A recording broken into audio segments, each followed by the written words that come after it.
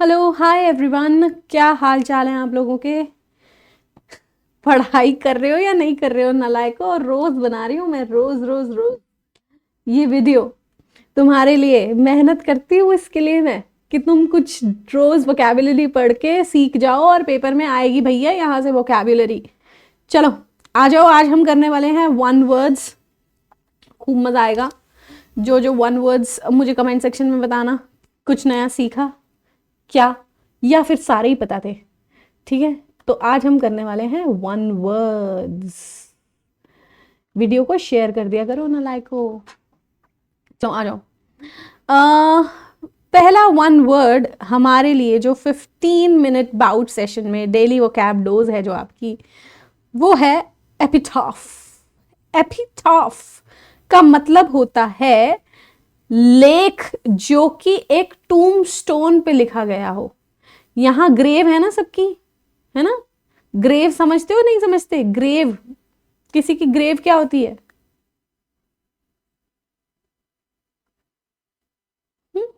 जहां पे दफनाया जाता है मृतक को, वो उसकी ग्रेव कहलाती है। ग्रेव, तो ग्रेव के ऊपर एक टूम स्टोन होता है। ये टूम स्टोन है ना, ये टूम स्टोन। इसके ऊपर जैसे यहाँ पे लिखा हुआ है जॉन इस तारीख को पैदा हुआ था, डेथ यहाँ पे इस टाइम पे हुई, फिर आगे जो भी लिखा होता है, तो ये जो लेख होता है इसको हम बोलते हैं epitaph. A short text honouring a deceased person, क्या बोलते हैं? एपिटाफ। मुंह से बोलना होगा, ठीक है। तो आ जाओ यूजेज देख लेते हैं, इसी को बोलते हैं एपिटाफ, है ना। तो टूम स्टोन पे लिखे हुए लेख को, my epitaph will be she was worth it. मेरा एपिटाफ होगा कि वो लायक थी। आहा, तो मेरे डेथ के बाद यहाँ पे लिखा होगा she was worth it. Next, naturally the epitaph on his tombstone should read that was all folks। हा हा हा हा हा। जिसको समझ आया मजा आया, नहीं आया तो समझाना पड़ेगा और फन खत्म इसका।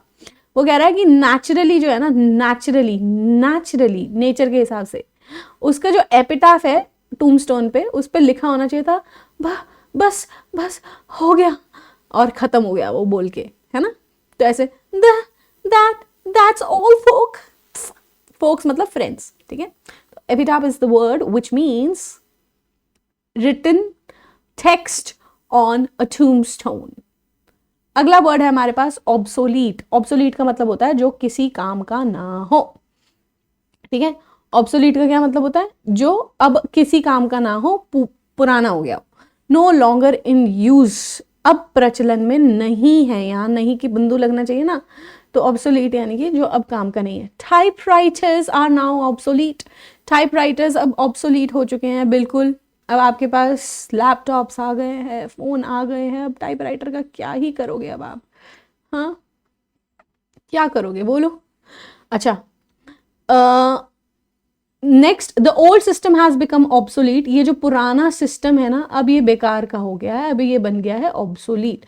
अब ये नहीं रहा किसी काम का, ठीक है। आओ नेक्स्ट वाले में, इललेजिबल। इललेजिबल का मतलब होता है जो पढ़ा ना जा सके, जिसको आप पढ़ नहीं पाओ उसको बोलते हैं हम इललेजिबल। जिसको आप पढ़ नहीं सकते उसको इललेजिबल बोल देते हैं, है ना। तो गंदी गंदी राइटिंग लिखी है तो इललेजिबल, इललेजिबल, पढ़ नहीं सकेंगे जैसे। His writing is completely illegible. इतनी गंदी राइटिंग है, मेरे से नहीं पढ़ी जा रही है, पढ़ा ना जा सके। ये देखो, ये पढ़ा नहीं जा सकता क्योंकि लैंग्वेज ही कुछ और है, आपको तो नहीं समझ में आ रहा क्या लिखा है, बस ई पढ़ा जा सकता है। The note was so faded, इतना फेडेड नोट था ना। The note was so faded it was illegible. इतना फेडेड नोट था कि वो इललेजिबल था, वो पढ़ा ही नहीं जा सकता था। It was illegible. अगला, फेड था ना, तो पढ़ा कैसे जाएगा? एवियरी वो जगह होती है जहां पक्षियों को रखा जाता है। एवियरी, एक होता है एपियरी। एपियरी, एपियरी में बीज को रखते हैं, ठीक है, पक्षियों को रखते हैं। एवियरी, एविएशन सेक्टर देखा है? एविएशन सेक्टर में क्या होता है? हवाई जहाज उड़ता है, हवाई जहाज से रिलेटेड सारी बातें होती हैं, ठीक है। तो एविएशन सेक्टर, सो एवियरी में बर्ड्स को रखे जाते हैं। जैसे the zoo has a large aviary, जू में बहुत बड़ी एवियरी भी है जहां पे बर्ड्स को रखा जाता है, तो जू में एवियरी भी है, she built an aviary in her backyard, उसने अपने बैकयार्ड में एक एवियरी बनवाई, एवियरी बनवाई यानी कि वो जगह बनवाई जहाँ पे वो पक्षी रखती थी। पक्षी प्रेमी होगी वो, प्रेमी थी तो उड़ाने चाहिए थे ना, फिर कैद क्यों करके रखे। स्टॉइक पढ़ो जैसे यहाँ, ही remained stoic during the crisis, तकलीफ के दौरान भी वो स्टॉइक रहा। स्टॉइक रहा मतलब कि वो जरा भी लड़खड़ाया नहीं, वो जैसा था ना वैसा, मतलब बड़े अच्छे से उसने उस सिचुएशन को डील किया। स्टॉइक व्यक्ति वो होता है चाहे तकलीफ आए चाहे खुशी आए, वो बंदा अडिग उस चीज को बर्दाश्त कर लेता है, ज्यादा कुछ हाव भाव अपने दिखाता नहीं है, ठीक है, झेल लेता है सिचुएशन को।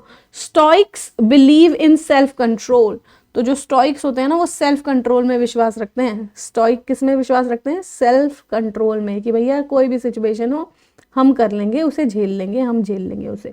तो a person who can endure hardships without showing emotions is a stoic, ठीक है।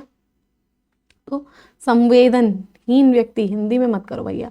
एथीस्ट, एथीस्ट वो व्यक्ति होता है जो ईश्वर में विश्वास ही नहीं करता। थियो वर्ड जो होता है ना वो रिलीजन से रिलेटेड होता है, थियो रिलीजन, ओके। तो एथीस्ट मतलब वो विश्वास ही नहीं करता रिलीजन में, गॉड में ही विश्वास नहीं करता। ही डिक्लेयर्ड हिमसेल्फ एन एथीस्ट, उसने खुद को एक एथीस्ट बता दिया। थीस्ट होता है जो कि ईश्वर पे विश्वास करे। एथीस्ट्स ऑफन क्वेश्चन रिलीजियस बिलीव्स, जो एथीस्ट लोग होते हैं ना वो ज्यादातर रिलीजियस बिलीव्स को क्वेश्चन करते हैं। तो एथीस्ट कौन होता है? अ person who does not believe in God. Very nice. अगला है हमारे पास पैनेसिया। पैन मतलब ऑल, ठीक है, पैन मतलब ऑल। एस मतलब विजय प्राप्त करना, यानी कि सब पे विजय प्राप्त करना है, यानी कि एक ऐसी चीज जो हर बीमारी का सॉल्यूशन हो, ठीक है, उसको बोलते हैं पैनेसिया। मतलब हर दुख तकलीफ पे वो विजय प्राप्त कर लेगी, यानी कि सब चीज का समाधान है panacea. There is no panacea for poverty, poverty के लिए कोई ऐसी चीज नहीं है जो खत्म कर दे उसे पूरी तरीके से, उसका सॉल्यूशन हो। Education is considered a Panacea for many issues, education जो है ना उसको बहुत सारे इश्यूज का पैनेसिया माना जाता है। पैनेसिया माना जाता है यानी कि एक ऐसी दवा मानी जाती है जो हर तकलीफ को दूर कर देगी। तो a solution for all problems is termed as panacea. Very nice. अगला वर्ड है पॉलीग्लॉट। पॉली वर्ड हम लिखते हैं उस चीज के लिए जो ज्यादा हो, ठीक है। तो पॉलीग्लॉट मतलब वो बहुत सारी भाषाएं बोल सकता है, उसको बोलते हैं a person who knows several languages is termed as a polyglot.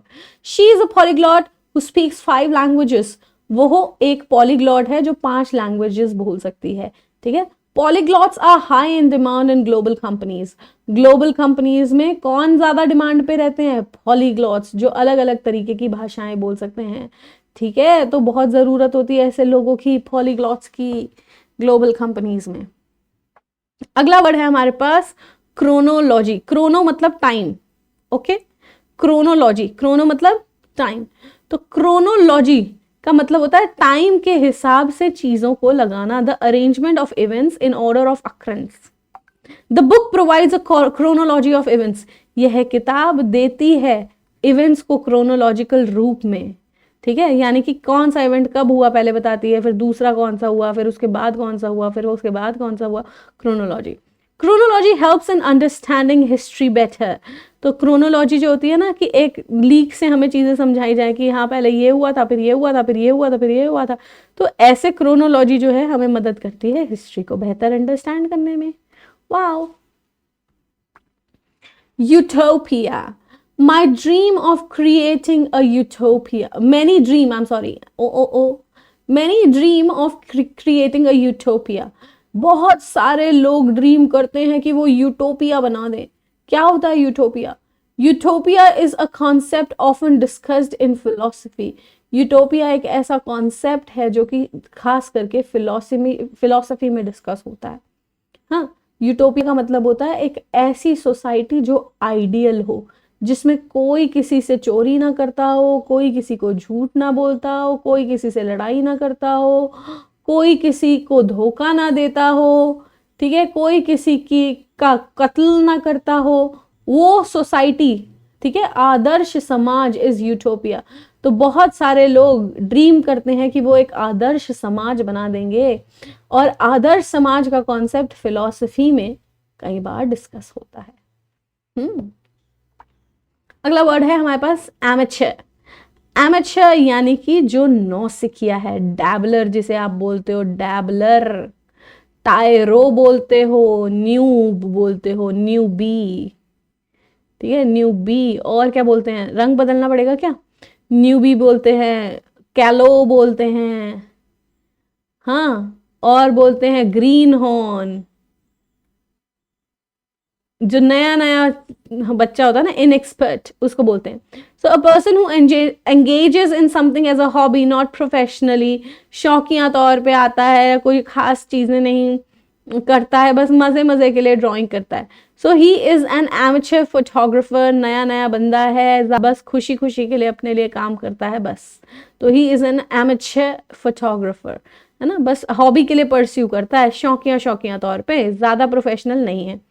The competition was open to amateurs, ठीक है, जो नए नए लोग थे ना उनके लिए कॉम्पिटिशन खुला हुआ था, जो मतलब नए नए नौसिखी हैं, हाँ ठीक है ना, कोई बात नहीं, ऐसा नहीं है कि आपको बहुत क्या कहते हैं क्वालिफिकेशन चाहिए होगी, तो अगर आपको आता है थोड़ा बहुत काम भी, आ जाओ, कोई बात नहीं, कंपटीशन में हिस्सा ले लो, हम तो नहीं कह रहे कि इतनी क्वालिफिकेशन चाहिए ही चाहिए आपकी। आइकनोक्लास्ट, आइकन, आइकन होते हैं प्रतीक किसी चीज के, क्लास्ट आप ब्लास्ट से समझ सकते हो, तो आइकन और क्लास्ट, तो कोई प्रतीकों को तोड़ना, यानी सोसाइटी में मान लो कोई परंपराएं चल रही हो, कुछ पुरानी रीति रिवाजें चल रही हो, जिस वो व्यक्ति जिसमें जो उसमें विश्वास नहीं करता, उन्होंने तोड़ता फोड़ता है, देखो तोड़ फोड़ रहा है, ठीक है, पुराने चीजों को, कि भैया ये अब किसी काम की नहीं है।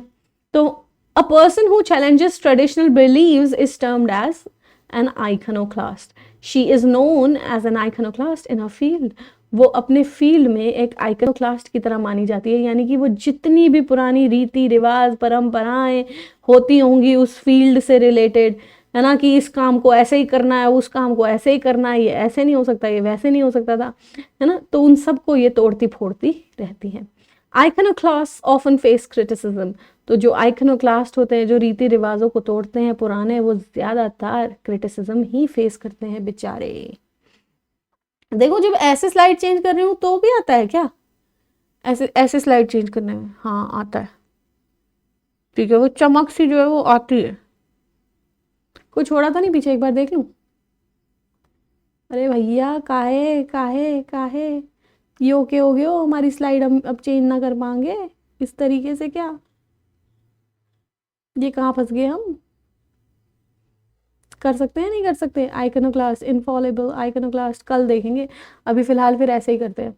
इनफॉलेबल का मतलब होता है जो कभी गलती ना करे, वो कहता है कि भैया मैं तो अचूक हूँ, भैया मेरे से तो नहीं गलती होती। इनफॉलेबल, इनफॉलेबल, वो फॉल ही नहीं करेगा, कभी गलती ही नहीं होगी उससे।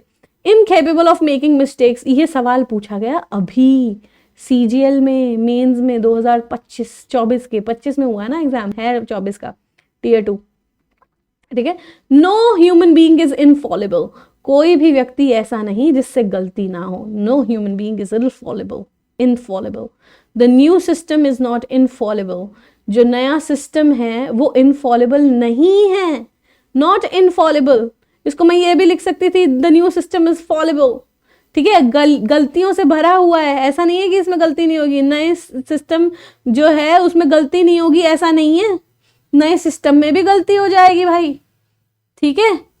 चलो अगला है अपने पास अल्ट्रुइस्ट।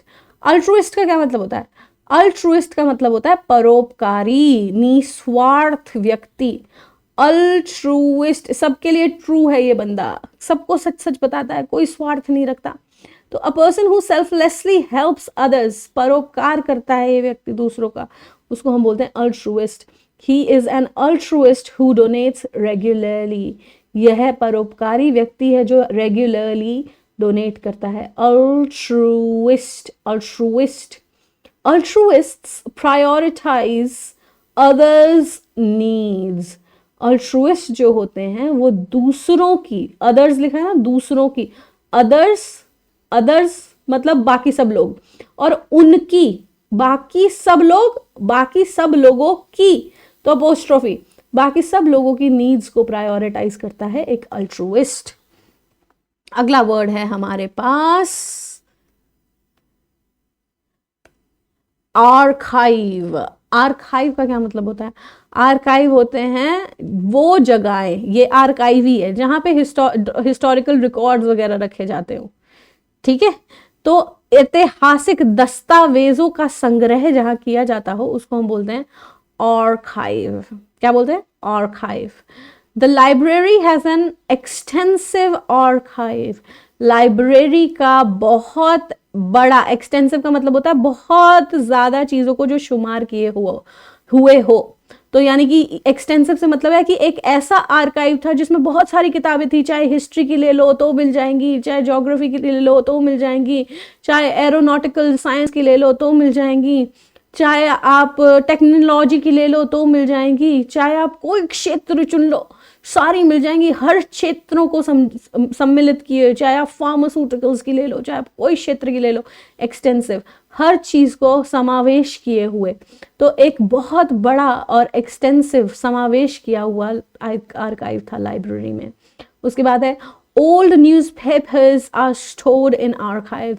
पुराने जो न्यूज़पेपर्स हैं उनको हम आर्काइव में स्टोर करते हैं, ऐतिहासिक संग्रहण करने वाली जगह पर, ठीक है।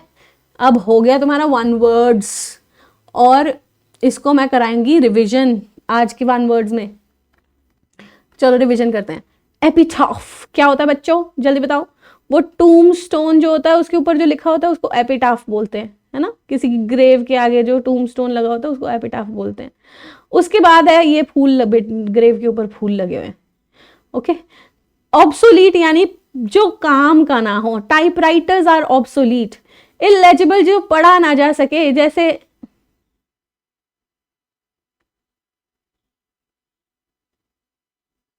क्या लिखा मैंने, पढ़ा जा रहा है?